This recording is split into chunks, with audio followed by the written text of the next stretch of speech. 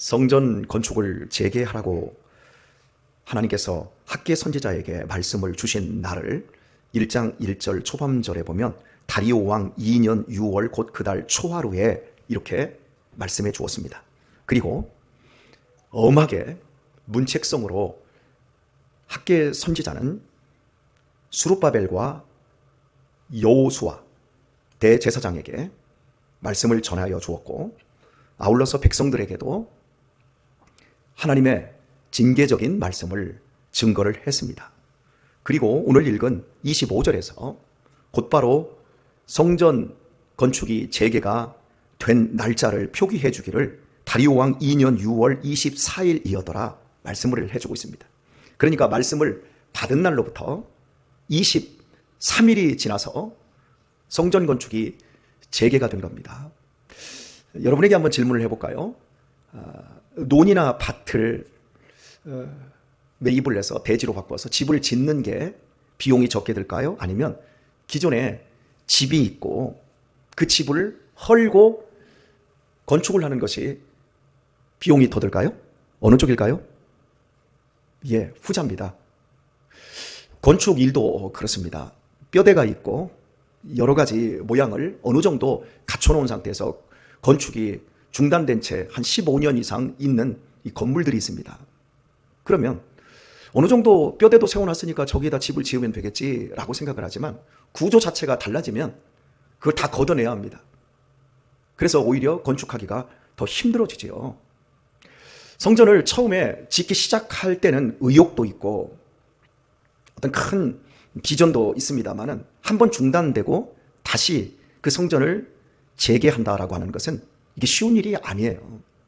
사람이 인생을 살아가면서 처음에 굳은 마음으로 뭔가를 시작할 때와 한번 실패를 보고 그것을 다시 하려고 하는 그런 마음은 이게 쉬운 게 아니거든요. 그런데 오늘 본문에서 성전 건축이 중단되었다가 하나님의 말씀이 임하자마자 23일 만에 성전 건축이 재개된 이 부분은 굉장히 획기적인 일이라고 할 수 있습니다. 이렇게 이스라엘 백성들이 너무나도 빠른 시간 안에 하나님의 성전 건축을 재개하게 된 그 이유를 하나님께서 모든 백성들의 마음을 흥분시키셨다, 각성시키셨다라고 하는 말이라고 말씀드렸습니다. 다른 표현으로 하나님께서 말씀으로 그들의 마음을 감동시키셨다. 그러니 하나님의 성령께서 사람의 마음을 흥분시키시고 각성시키시고 다스리실 때 일어날 수 있는 일이 무엇입니까? 아무리 무관심하고 더 이상 생각지도 않았던 일까지도 즉시 순종할 수 있는 대로 나아가게 만든다는 겁니다. 굳어버린 마음들이 있습니다. 무관심한 마음들이 있습니다. 하지만 하나님이 한번 그 마음속에서 역사를 하면 그 마음들이 새로워지게 되어지고 자신들이 생각하지도 못했던 일을 하나님이 시키실 때 그 일의 역사적 주인공들로 동참하게 된다라는 사실들을 우리는 교회 안에서 또 오랜 믿음의 생활을 통해서 경험할 수 있게 되어집니다. 오늘날 많은 사람들의 마음이 썩나 있습니다. 그리고 마음들이 다 갈라져 있습니다. 여러분은 뉴스를 통해서 보여지는 정치적인 우리 한국의 현실들을 보면 어떤 생각이 듭니까? 너무 많이 싸우지요. 그죠? 너무 많이 서로 비난하고 못 잡아먹어서 안달을 떨고 있는 이런 부분들을 보게 되었습니다. 사람들의 마음이 갈라지고 썩나 있습니다. 오늘날 한국교회가 참 어렵다고 합니다. 교회들마다 재정적인 어려움보다 더 큰 어려움은 서로 하나 되지 않는다라는 거지요. 가정들이 왜 어렵습니까? 세대 간의 갈등이 굉장히 첨예하게 배치되어 있기 때문에 그렇습니다. 마음이 하나가 안 되는 거예요. 똑같은 밥을 먹어요. 똑같은 집 안에서 똑같은 온도에 똑같은 물을 가지고 씻어요. 똑같은 와이파이를 써요. 똑같아요. 근데 다른 것이 있다면 마음이 하나가 안 되는 거예요. 부모와 자식이 소통이 안 되고 부부 간에 소통이 안 되는 거예요. 그러면 그때부터는 아무 일도 할 수가 없어요. 부부의 마음이 합의가 딱 이루어지면 신바람 나게 여러 가지 일들을 어렵지 않게 해낼 수 있습니다. 하지만 부부의 마음이 천갈래 만갈래 찢어져 있으면 돈이 있어도 일이 안 돼요. 예를 들어서 이 처갓집 일을 해야 하는데 아내는 남편의 눈치를 봅니다. 그래서 이번에 처갓집에 좀 돈이 드는 일을 좀 해야 되는데 나는 이만큼 쓰고 싶은데 남편은 아닐 것 같아. 그러면 말 꺼내기가 어려워지지요.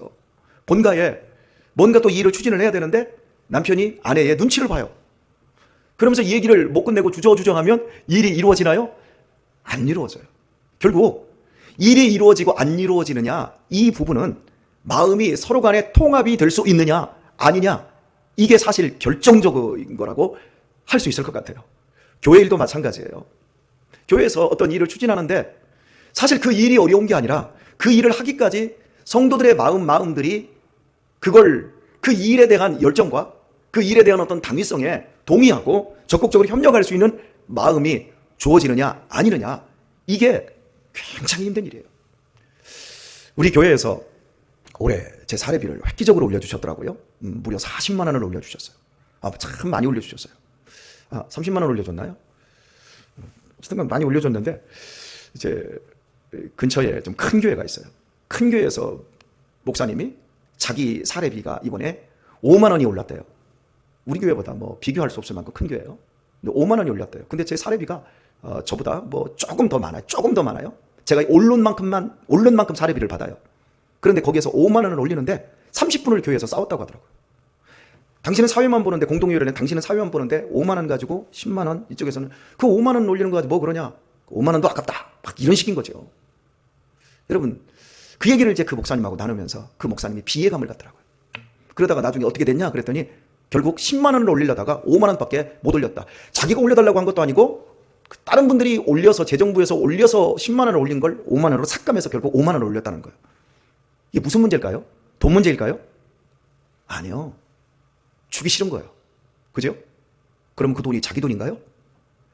저는 이 돈을 집행하기 전에 교회에서 내가 헌금을 이만큼 냈으니까, 나도 어려운 가운데 헌금을 냈으니까 천갈래 만갈래 마음이 아니라 그 돈을 하나님 아버지께서 자식들을 위해서 쓰는 돈이라고 생각을 해봤으면 좋겠어요. 그리고 우리 목사님을 우리가 월급을 주는 게 아니라 하나님 아버지께서 당신의 종에게 주는 한 달 월급, 이런 개념이 아니라 아버지가 자식에게 주는 거 있잖아요. 그건 월급도 될 수 없고 그건 이자 놀이를 할 수 있는 것도 아니고, 그잖아요. 여러분이 자식들에게, 여러분이 넉넉해서 돈을 주실 수 있다고 하면 여러분 자식에게 얼마 줄래요? 매달 30만 원씩 주다가 내가 5천 원 올려줘야지 라고 할 때 5천 원 아까워서 30분 싸우겠어요? 모든 게 하나님 아버지의 마음을 품을 때, 그때 넉넉하게 일이 나와요. 우리 교회처럼 이렇게 저 30만 원이고 40만 원 잘 모르겠어요. 어쨌든 전 별로 관심이 없어서 올려주셨는데, 올려줄 때 분말 한마디 안 하시고 뭐 그냥 참 그 고마움으로 올려주는 그 부분하고 10만 원을 올려주겠다고 재정부에서 올렸는데 그걸 삭감해서 5만 원 올려준 경우하고, 하나님 아버지께서 두 교회를 보실 때 어떤 교회와 어떤 성도들에게 복 주실까요? 대답을 한번 해보세요. 어떤 교회와 어떤 성도에게 복을 줄까요? 최종적으로 우리가 믿음 생활을 하는 이유는 복을 받았고 앞으로도 영원한 복을 받기 위해서 신앙생활을 하는 거잖아요. 그렇잖아요? 그런데 사람들이 복 받을 일을 안 해요. 하나님이 없는 거야. 그냥 세상 경제 시스템, 기업 시스템, 그 시스템 속으로 교회를 가져가 버려요. 그러면 교회는 그때부터 은혜가 떨어지고 일이 안 되는 거예요. 비극이지요. 자, 어려운 성전 건축이 근 20년 가까이 중단된 상태에 있었습니다. 그리고 현재 유대 백성들은 자기 집만 리모델링하고 아름답게 꾸미는 것을 주된 인생의 목적으로 삼았고, 성전 건축은 아직은 아니다. 모두가 회의적이었고 관심이 없었습니다. 그런데 하나님의 말씀이 떨어지자마자 23일 만에 회의적이었고 무관심했던 그 마음에 불이 떨어져 버렸어요. 그러더니 모든 백성들의 마음이 하나로 통일돼 버렸어요. 그리고 이 일은 반드시 지금 해내야 될 일이다. 하나님이 원하는 일이고 이 일이야말로 하나님이 우리에게 복 주시는 일이다. 우리가 농사 지어도 소출이 없고 하늘과 땅이 재앙을 입는 이유가 바로 이것 때문이었다라고 하나님이 지금 말씀하고 있는데, 자, 우리 복을 받기 위해서 우리 일하자. 위에서부터 아래까지 모든 백성이 한 마음이 돼버린 거예요. 여러분, 이게 엄청난 일인 거예요. 그래서 제가 어제 회막을 처음 질 때와 솔로몬이 성전 건축을 할 때의 상황을 이야기를 했어요. 공동의 기여. 돈 있는 사람들은 금도 내놓고 은도 내놓고, 정말 가난한 사람들은 실 한 가닥을 내놓아서 하나님의 임재의 회막을 지었어요. 그러나 솔로몬 성전은 솔로몬이 주도해서 레바논에 백향목을 띄우고 산에다가 수만 명의 일꾼들을 보내서 산에서 망치질을 하고 거기서 돌을 다듬어서 예루살렘으로 옮겨왔어요. 솔로몬 혼자 지었어요. 그리고 나서 백성들이 다 분열돼 버리고 말았어요. 그런데 회막은 공동의 기여를 통해서 이스라엘 백성들이 모두 한 마음으로 통일되게 되었어요. 교회 사역이, 여러분의 교회에 사역을 하는 그 시간 동안 여러분의 역할이 교회를 분열시키는 대로 가고 있는지, 아니면 교회를 하나로 모아가고 있는 대로 가는지, 그것이 여러분의 인생의 복을 결정합니다. 나 한 사람쯤이야 빠져도 돼? 그러면 나중에 그래, 너는 복을 안 받아도 돼 라고 하는 대로 나를 제껴놓는 거예요. 그러나 나 한 사람쯤이야가 아니라 나 한 사람이라도 힘을 보태야 돼. 나 한 사람이라도 하나님의 교회에 덕을 세워야 돼. 그러면 하나님이, 사대교회가 다 죽어있지만 신혼입은 그래도 한 사람 있지 않느냐, 몇 사람 있지 않느냐, 그것 때문에 그 교회를 보호하듯이 하나님께서 그 한 사람이라도 그렇게 하나님의 교회를 세우는 그 사람에게 복을 주셔서 그 사람을 통해서 교회를, 생명력을 유지하게 합니다. 교회가 폭발적으로 성장하고 교회가 엄청난 하나님의 일을 해낼 때에 그 모습에는 반드시 성령의 역사가 있습니다. 그리고 그 성령의 역사는 모든 사람들의 마음을 하나로 모아가 버립니다. 마음이 분열된 상태에서 교회가 폭발적으로 성장하지 않습니다. 마음이 분열된 상태에서 교회가 큰 일을, 역사를 이루어내지 않습니다. 저희 교회 역사에서도, 우리 교회가 이 건물을 매입할 때도, 수양관을 살 때도, 그리고 이 교회가 오는 이 과정 속에서 여러 가지 사역들을 펼칠 때마다 성도들이 그때마다 마음을 하나로 모았어요. 저희 교회는 지금까지 마음이 분열된 적이 없어요. 만약에 마음이 분열되거나 만약 이랬다면 우리가 여기 오지 않았을 거예요. 그리고 당회를, 우리 장로님들하고 당회를 하면서도 마음이 분열된 적이 없어요. 다 똑같았어요. 혹시라도 의견이 조금 달라지면 그 자리에서 결정하지 않았어요. 우리 한 주간만 더 기도하도록 하십시다. 그리고 함께 또 기도를 하는 거예요. 그리고 나서 다시 회의를 하면 마음이 탁탁 맞아요. 이렇게 되어졌을 때 오늘 우리가 여기까지 왔어요. 오늘 또 우리 권사님들이 수양관에 청소하러 갑니다. 지난주에도 한 팀이 들어와서 수양관에서 그 교회에서도 참 잘 쓰고 너무너무 행복하게 사용하고 나갔어요. 근데 할 때마다 누군가는 그 뒤에서 또 서비스를 해야 돼요. 청소를 하고 이불을 또 말리고 청결을 유지해야 되고, 이게 이 거리가 한 50분 거리, 1시간 거리예요. 인력이 소모되는 일이에요. 그런데 누가 시키지 않았는데 우리 권사님들이 가자 그러면 그냥 가는 거예요. 그리고 따라가는 거예요. 우리 박미옥 권사님도 오늘 가시나요? 네. 네. 권혁철 목사도 갑니다. 내가 오늘 밥 사드릴 거예요. 이뻐 죽겠어. 죄송합니다. 다 누나들인데 제가 이뻐 죽겠어 이 표현을 쓰는 건 하나님 아버지의 마음을 저한테 주시는 거예요. 그래서 밥 사드리고 싶어서 나 가겠다. 저 바빠요 지금. 바쁘지만 컴퓨터 들고 가서 거기서 제가 일하고 있는 동안 청소하시고 제가 밥은 사드리고 제가 오며 가며 운전해드리고 싶은 거예요. 우리 권사님들이 야 누군가가 야 청소해야 되지 가자 그러면 오 가자 그럼 나도 갈래 우리 가도 갈래 허리 아픈 분도 따라가고 뭐 다 따라가는 거죠. 그래서 같이 막 하는 거예요. 여러분 다른 교회에서 만약에 이렇게 한다 그러면 한 번, 두 번은 갈 수 있을지 몰라요. 그런데 꾸준히 3년, 4년 이걸 지금 가고 있다라고 하는 건 이건 어마어마한 일이에요. 성령께서 하시는 일이에요. 하나님이 마음을 하나로 만들어 주시는 거예요. 그리고 여기에 지금 함께 동참하는 분들은 지금 엄청난 복을 받고 있는 거고, 그리고 이 복을 또 미래의 복을 심고 있는 중에 있는 겁니다. 절대 여러분 뭔가 교회에서 이 일이 죄를 짓거나 이 일이 나쁜 것을 하지 않는 한 여러분이 아 그래 나도 할게 이래야지 뭐 나 하나쯤이야 그러지 마세요.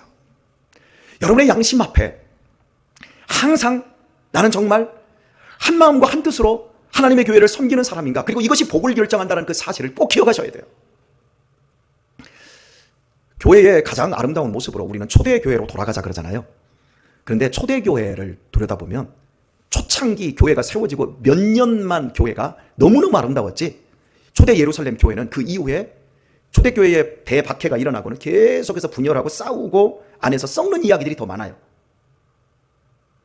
자, 초대교회로 돌아가자고 했을 때 우리는 예루살렘 초대교회의 전반기의 모델로 돌아가자는 것이지 후반기에는 우리 교회보다 더 형편없었어요. 이해하시죠? 예. 그런데 우리는 2000년 전이니까 초대교회 하면 두리뭉실해서 그냥 다 좋았다고 생각을 하거든요. 초대교회의 가장 좋았던 그 앞부분의 모습을 성경은 이렇게 이야기를 해줘요. 사도행전 2장 44절에 보면 성령이 강권적으로 역사하여서 초대교회가 세워지고 며칠 지나지 않았을 때의 상황을 이렇게 말합니다.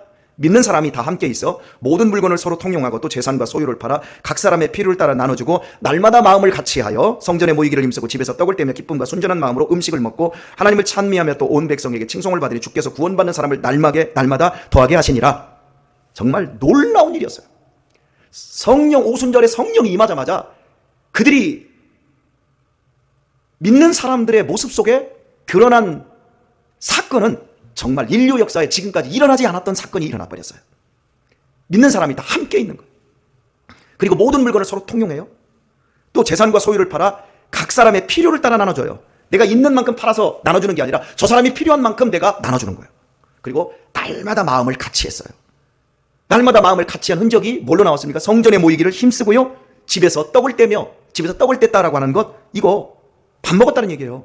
이 밥 먹는 일이 그렇게 소중한 일이에요. 그리고 기쁨과 순전한 마음으로 음식을 먹었어요. 간식도 먹었어요. 차도 마셨다는 얘기예요. 그리고 하나님을 찬미하며 또 온 백성에게 칭송을 받으니 그래요. 하나님을 찬양하고 하나님을 예배하는 것보다 더 먼저인 게 뭐냐면 우리의 삶인 거예요. 믿는 사람들이 다 함께 모이는 거예요. 그리고 서로 물건을 통용하고 네 것 내 것 가리지 않고 행복하게 먹고 마시고 예배보다 더 소중한 게 먹는 거예요, 여러분. 제가 그래서 이 먹는 걸 그렇게 강조하는데 인심이 어디서 나와요? 곳간에서 나와요. 맞지요? 예. 식당에 가가지고 밥을 딱 줬는데 공기 뚜껑 딱 열었을 때 밥이 밑바닥에 딱 깔려있으면 무슨 느낌이 듭니까? 그런데 밥을 갖다 고봉으로 딱 꾹꾹 눌러서 퍼줘. 그리고 또 주인이 이렇게 얘기해요. 밥은 마음껏 가져다 드세요.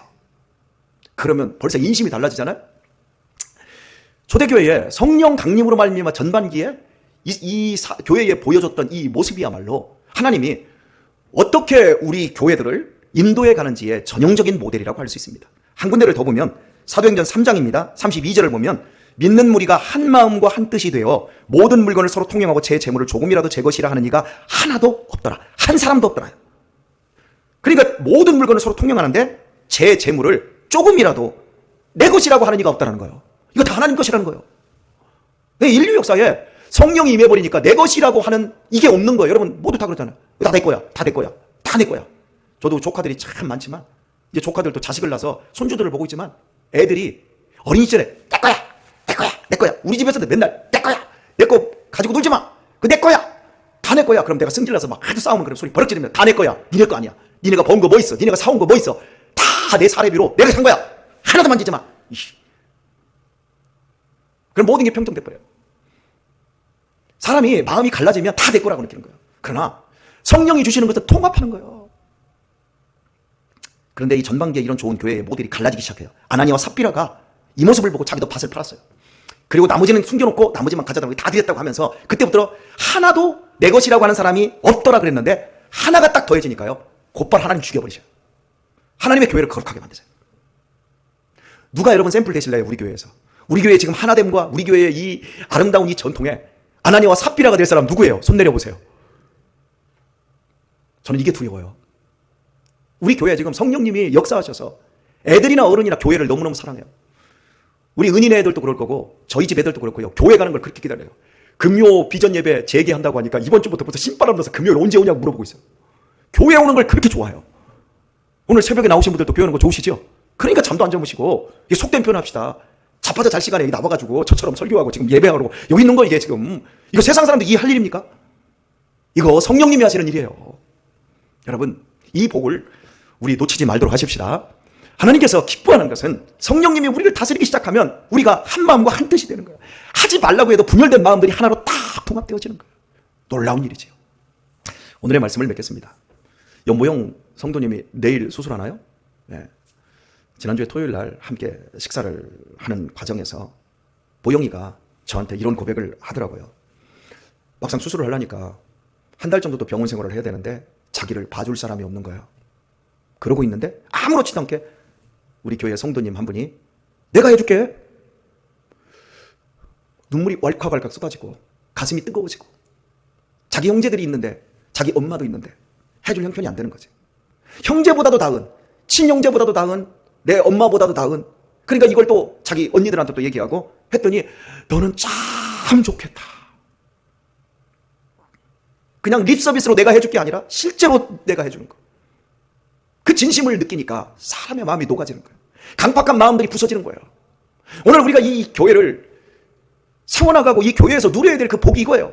감사원금 내면 3천만 원짜리부터 시작해가지고 1,000만 원, 2,000만 원 이렇게 해가지고 내려오면서 1,000만 원 밑에 100만 원 밑에는 기타 등등으로 해가지고 누군가 몇 사람에 의해서 주도되는 그런 교회가 아니라 모든 사람이 형제 자매, 내 것이 없어, 내 권력이 없어. 여러분, 이런 비전 공동체를 세워나가는 것, 그것이 이 마지막 시대 우리들이 해야 될 진정한 성전 건축인 줄 믿습니다. 우리 앞으로 아나니와 삽비라 같은 사람은 이 교회에서 영원히 없고 전에도 없었고 후에도 없는 그런 교회가 되었으면 좋겠고, 우리 모두 그래 나 하나쯤이야가 아니라 나 하나라도 하나님의 마음을 품고, 저기 보세요, 저게 교회 개척하는 첫날부터 제가 여기다 붙여놨어요. 제가 저거 아니었으면 교회 개척 못했어요. 저 그 당시에 34살이었어요 교회 개척할 때. 그런데 34살이 되고 뭘 한다고, 그런데 제가 개척할 때 나는 모든 것을 아버지의 마음으로 할 거야, 아버지의 마음으로 바라볼 거야, 성도들을 아버지의 마음으로 바라볼 것이고 이 교회 일을 아버지가 아들들에게 딸에게 주는 그 일로 할 거야 라고 하는 마음 가지고 제가 지금까지 해왔어요. 제가 이 교회를 떠나가는 날 제가 저거 떼가 갈 거예요. 그다음 다시 뒤에 오는 사람이 붙이라고, 붙이든지 안 붙이든지 할 거라지만 저건 제 인생의 이 교회관을 대표하는 표예요. 아버지의 마음을 품고. 오늘 또 여러분이 앞으로도 이 교회를 섬길 때 어떤 성도가 어려움을 당한다, 누가 저러고 있다, 누가 이런 일들을 하려고 하고 있다 할 때 그 일을 하는 사람의 아버지라고 내가 나를 보세요. 그러면 내가 과연 어떻게 할 것인가. 목사의 사례비를 올려줄 때 아버지가 아들에게 주는 돈이라고 한다면 얼마를 더 줄까? 여러분, 오늘 우리가 이 마음만 갖는다면 우리가 얼마나 넉넉하고 얼마나 행복한 삶을 살 수 있겠습니까? 그리고 하나님은 이런 사람들에게 복을 허락하셔서 역사를 이루어 주신다는 것, 오늘도 기억하시고 이 하루도 아버지의 눈을 가지고 아버지의 마음 가지고 여러분의 하루를 아름답고 소중하게 꼴지어 내실 수 있기를 예수님의 이름으로 축원합니다.